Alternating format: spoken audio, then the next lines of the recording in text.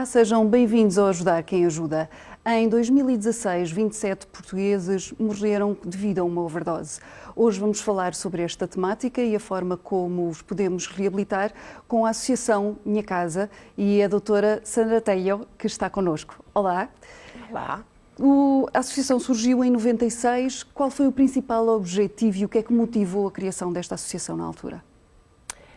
O principal objetivo será sempre o ajudar aos nossos jovens a encontrar as respostas para uma mudança de estilo de vida, de estar na vida. E especificamente aos jovens com consumos de estupefacientes. Na altura, a necessidade de haver associação, viram que havia muitos jovens que necessitavam da vossa ajuda nesta reabilitação, digamos assim? De facto, esta é uma realidade e um problema que a mim chamou-me a atenção ou envolveu-me de alguma forma desde muito nova. Acho que este bichinho vem desde que eu tinha 23 ou 24 anos, mesmo antes da minha saída da universidade. E ao longo dos anos fui organizando e projetando este percurso, não é, para criar um espaço que pudesse dar hipóteses a esta ajuda. Surgiu em Portugal porque estava no lugar certo e no momento certo, talvez, não é? Porque minha nacionalidade é mexicana, né? E eu vim convidada por um grupo de profissionais para o fazer e evidentemente que era necessidade. Na altura, nós começamos com a comunidade terapêutica Minha Casa no 96, mas nós estamos nesta luta desde o 83, portanto, o estar agora sediado em Óbidos e a partir do 86 é digamos assim, o final do percurso, quando definimos já estabelecer uma casa com um modelo específico, com a forma de trabalhar com estes jovens, conforme fomos vivenciando diferentes modelos, diferentes formas de intervenção. E depois, quando estava completo o nosso projeto, é que no 96 constituímos a Associação Minha Casa. Na altura, começaram com quantas camas, mais ou menos? Começaram logo com internamentos, certo? Começamos logo com internamentos. Na altura tínhamos 8 camas, porque o projeto foi crescendo lentamente. Né? Depois passamos para 22, salvo erro, e nesse momento temos autorizadas e com convenção com o Estado 54 camas. Hoje já se encara esta problemática da adição como uma doença? A minha experiência me diz que pelo menos no meu percurso, não é? Sempre foi encarado como uma doença. Acho que aquele tabu de que efetivamente o jovem consumia ou se drogava porque era a sua vontade, deixou de serlo há muito tempo. Não é? Dos casos que vos chegaram, quer na altura, quer mesmo ainda hoje, quais são normalmente os principais motivos que levam estes jovens a consumir estupefacientes ou o que seja? Os motivos podem ser muito variados e permita-me atrever-me a dizer que para nós, por vezes, o motivo não é a nossa referência. Porque foi pela curiosidade, foi por se integrar a um grupo de pares, foi porque não tinham família de suporte. Ou seja, existem tantas e tão variadas motivos, por assim dizer, para o consumo, mas não nos centramos sobretudo no que me deixou a vida de toxicodependências. Quais foram as consequências que o consumo de uma substância me deixou. Evidentemente que posteriormente no trabalho e no acompanhamento que se faz, temos que ir a ver quais foram os fatores que potenciaram esta problemática. Claro. Não é? Mas nem sempre é tão relevante, porque o importante é que temos ali um problema. Aprendemos a viver no aqui e no agora e para projetá-lo logo no futuro. Para vocês, o que é relevante, no fundo, porque isso, Ou seja, não será a causa do que é que os levou a consumir, mas o que é relevante para ficou ajudar, instalado, no fundo. Exato. O que ficou instalado depois de uma vida de consumos, né? Se me perguntasse como é que eu definiria uma vida de um jovem toxicodependente, tendría alguma dificuldade, não é? São situações dramáticas, situações em onde nós percebemos que o indivíduo desistiu de si próprio, cheio de incertezas, de medos, de inseguranças, não é? Mas isso foi o resultado de uma vida de consumos. Geralmente o que leva um jovem a consumir é a curiosidade, é porque os meus amigos lo fazem, também é que eu vou. Sempre com aquela ideia de que eu não me vou agarrar, eu vou saber qual é o momento em que eu vou parar. Desgraciadamente, esse percurso é quase que o período é ínfimo, é muito pequeno para quando se instala a dependência. Quando a dependência está instalada, eu acho que elas nem sequer se perceberam e ela já está lá. Claro. Na associação, como é que é feito o tratamento? É medicação que substitui, no fundo, as drogas, ou como é que é feito? Primeiramente, nós funcionamos em rede. Existem diferentes unidades que vão dando o apoio ao jovem naquele percurso para ele conseguir a sua abstinência e posteriormente a sua integração social. Existe uma primeira unidade, que são as equipas de tratamento, que são os que acolhem ao jovem e fazem um projeto de vida. Se este jovem precisa de ser integrado numa unidade de desabituação, automaticamente passa para uma unidade de habituação. Quando cumpre com esse projeto, então é que passa às comunidades terapêuticas. Portanto, o medicamento para a abstinência ou para as drogas não existem nas comunidades terapêuticas. Okay. Mas esse é um acompanhamento. O objetivo é ajudar ao jovem a descobrir que é o que ele quer, que é o que vai fazer para conseguir aquilo que ele quer. Às vezes estão um bocadinho Quais perdidos. são os caminhos que ele tem que escolher para chegar à sua meta? Nós tornamos-nos meros conselheiros de um projeto de vida destes jovens. É claro que existem os modelos, as referências técnicas, não é?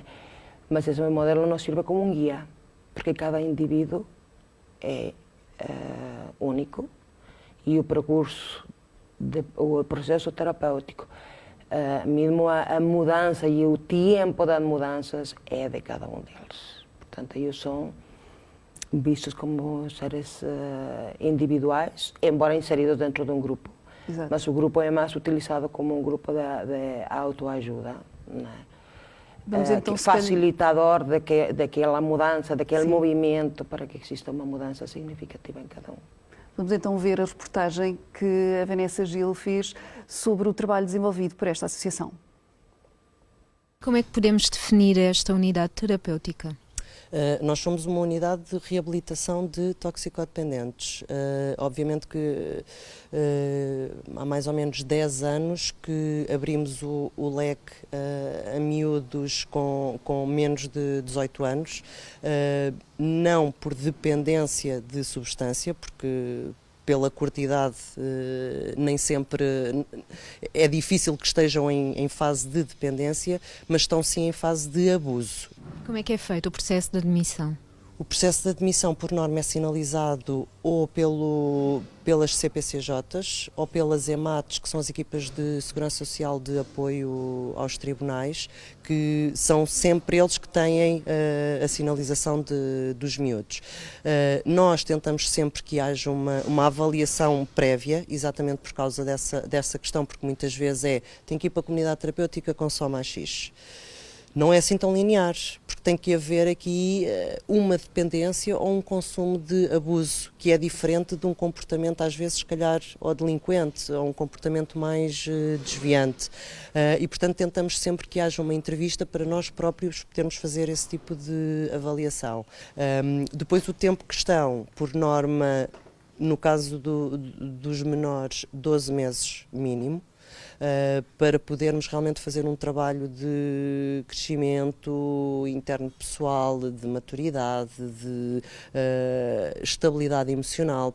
Chegados aos 12 meses, depende muito de cada caso. Há miúdos que depois reintegram a escola aqui connosco. Durante esses 12 meses não há escola. Aliás, estes miúdos chegam até nós por faltarem à escola. Chegados aos 12 meses, varia um bocadinho. Há miúdos que têm retaguarda familiar e regressam a casa.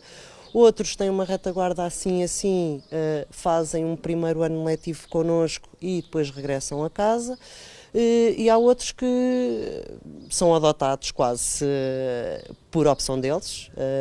Chegados aos 18 meses é sempre decisão deles se querem ficar ou não. No caso dos adultos, temos dois processos distintos, porque temos o programa geral para o toxicodependente consumidor de substâncias psicoativas, desde heroína, cocaína, medicamentos, pronto, as drogas comuns. E depois temos o programa dos alcoólicos, portanto, somente pessoas consumidoras de álcool. Daí também a distinção de tempo. Por norma, o tempo mínimo do alcoólico são 6 meses e pode ir até 1 ano. Nós estamos sempre abertos aos tais pedidos de eu quero continuar aqui com vocês. E nós não mandamos embora. Isto quer para os alcoólicos, quer para o adito geral. E, portanto, nesse caso, são 6 meses com um máximo de 12. No caso das outras substâncias, são 12 meses com possibilidade de mais 6, para fazer os 18 meses. O nosso tratamento, portanto, temos uma fase inicial de integração, por norma uma duração de 15 dias. Depois, numa fase inicial, eles estão divididos por grupos de evolução. Numa fase inicial estão no grupo 1, onde é trabalhado essencialmente a consciência do problema. Ou seja, porque é que eu estou aqui, o que é que me trouxe aqui, qual a relação que eu tenho com esta substância, e nessa altura juntamos todas as substâncias. Só os menores é que têm reuniões terapêuticas à parte, por razões óbvias. E esta fase demora uma média de 4 meses, mais ou menos. Depois passam para o grupo 2, onde à partida, a noção da existência de um problema já está intrínseca e, portanto, vamos começar a trabalhar no dia-a-dia com as responsabilidades do dia-a-dia e a lidar, sobretudo, aqueles conflitos interpessoais, interpares, que muitas vezes são os que provocam o baixar de braços, o desistir. Numa última fase, que é chamamos o grupo 3, já estão, ou seja, tudo isto já está mais cimentado. E, portanto, são aquelas pessoas que, de alguma maneira, existe um grau de confiança muito maior, porque foram mostrando que estão motivados e que estão empenhados no que estão a fazer. É-lhes atribuído tarefas de alguma responsabilidade, porque já estão num patamar superior, e começa-se então a dar os primeiros passinhos para quem quer recomeçar uma vida lá fora. A associação também acompanha as pessoas quando saem aqui da comunidade? Sim, por norma nós fazemos um acompanhamento pelo menos anual das pessoas que vão saindo, para perceber se estão bem. Muitas vezes elas próprias têm essa iniciativa de nos contactar para dizer que estão bem. O facto de saírem daqui equilibrados emocionalmente, e depois irem dando o feedback que estão com a vida organizada, que estão a trabalhar, que têm a sua casa, que constituíram família, ou que recuperaram família perdida e que acabam por deixar para trás uma vida menos positiva e conseguiram ter uma vida saudável e normal. Doutora Sandra, pelo que vimos, é muito importante também, nomeadamente nos menores, este acompanhamento familiar para os incentivar também nesta reabilitação. Evidentemente que é. Aliás, costumo dizer que isto é um trabalho a 3 e definitivamente é um trabalho a 3. Desgraciadamente, nem sempre existe esta figura de retaguarda familiar. E então, quando aparece, como disse a doutora Patrícia, aqueles que nós temos que adotar. Claro. Essa é uma realidade que cada vez mais está presente nas nossas vidas. Quando a família está presente, não nestes casos em que não esteja presente, mas quando está presente, vocês também dão apoio a esses pais? Ou sim, seja... sim. Forma parte do programa também acompanhar a estes pais. Por vezes há muita confusão na cabeça dos pais de se efetivamente têm as competências ou utilizaram as competências como pais adequadas para o fazer. Também há a necessidade de que eles percebam o fenômeno da toxicodependência, ou porque o filho, ou a mulher, ou o marido estão ou entraram nas teias da toxicodependência. É preciso desmistificar este fenômeno todo e depois também facilitar, porque há uma perca de confiança, há muita pouca esperança por vezes, porque estes pais terão, geralmente, quando o jovem chega à comunidade terapêutica, há já um percurso muito longo, há uma vida de sofrimento também muito longa, que é preciso tratar, discutir em conjunto com as famílias. Não é? Às vezes esses laços já vêm um bocadinho sacrificados, digamos assim. Não é? Muito, na grande maioria, muito sacrificados. Em relação ainda às famílias, vocês têm reuniões precisamente com as famílias nesse sentido de os apoiar? Sim. Forma parte do plano anual, não é? O acompanhamento das famílias. Cada vez mais este acompanhamento vai sendo individual, porque há uns anos atrás, ainda há poucos anos atrás, mais prontos, nós fazíamos o que chamávamos portas abertas, fazíamos reuniões familiares 3 vezes por ano, em onde nos reuníamos todos e o mesmo trabalho que fazemos com os jovens de se juntarem e reunirem em grupo e tentarem em conjunto encontrar solução para N de problemas que eles têm. Também essa partilha familiar era muito importante.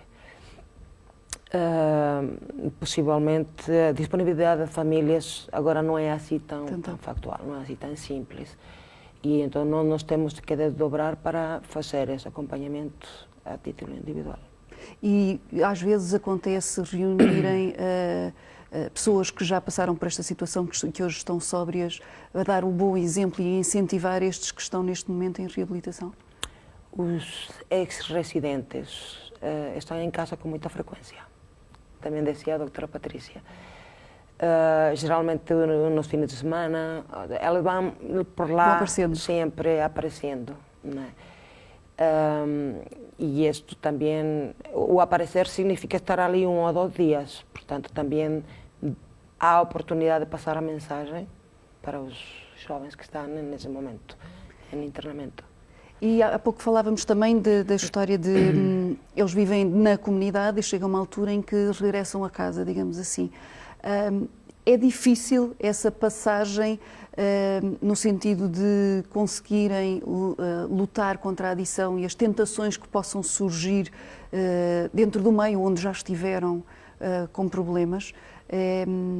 Vocês estão lá para lhes dar conselhos e para lhes dizer o que fazer se essas situações surgirem?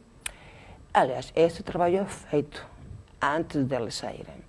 Eles passam por diferentes fases, como dizia a doutora Patrícia, e uma delas está exclusivamente enfocado para preparar o jovem para a sua inserção social. Não quer dizer só que o acompanhamos na procura de emprego, na procura de habitação, quando as famílias estão sempre disponíveis para o acolher, mas também o facto de perceberem de que o problema que eles têm está lá, está instalado. O que eles fizeram ao longo do percurso é encontrar as ferramentas, os instrumentos para poder dizer não, para poder evitar as situações de risco. Claro. Isto todo necessariamente terá que ser trabalhado antes de ele sair. E como é que é a sociedade quando eles saem? Ainda há preconceito ou já vão trabalhando com alguns parceiros que os acolhem e que também os ajudam nesta nova fase? Por acaso nós temos aqui uma experiência muito agradável, muito simpática, é que a própria comunidade vai procurando-os. Vai procurando, por exemplo, o jovem está a delinear seu projeto de inserção, mas precisa de criar a sua pé de meia, se diz em Portugal, não é? Então os próprios agricultores, por exemplo, da zona, lhes vão dando a oportunidade de fazer horas, não é? E de ir trabalhando. Neste momento, salvo erro, eu não estou muito certa disso, mas são 4 jovens que estão com esses agricultores e que ficaram com contrato de trabalho. Mas isto porque também a proximidade que nós temos com a comunidade permite isto. Agora, eu acho que ainda há muita discriminação e por isso é que há muita tendência do jovem, por vezes, quando sai do programa de tratamento, tentar ocultar que ele foi um toxicodependente. Quais são as atividades ocupacionais que vocês têm na associação? Essas atividades dependem muito do perfil e das características de cada um. Nós não impomos, de alguma maneira, qualquer coisa que a classe faça. Negociamos com eles. Tentamos descobrir quais são as competências que ele eventualmente poderá ter. Eles estão cheios de recursos. O importante é que esses recursos venham à tona, não é? E a associação é efetivamente o espaço ideal para que esses recursos vão aparecendo. E descobrimos que eles têm aptidões para a arte, que é uma coisa incrível. Trabalham com as mãos e são muito capazes de fazer 1 e 1000 coisas. E então, descobrindo a habilidade e muitas vezes a profissão de cada um, é que se vão criando os grupos de trabalho. Nessas alturas, a autoestima deles também imagino que suba um bocadinho e que ajude também a combater, digamos assim, o que os levou ao consumo. Claro. No futuro, o que é que têm idealizado? Mais camas, mais centros? O que é que querem fazer?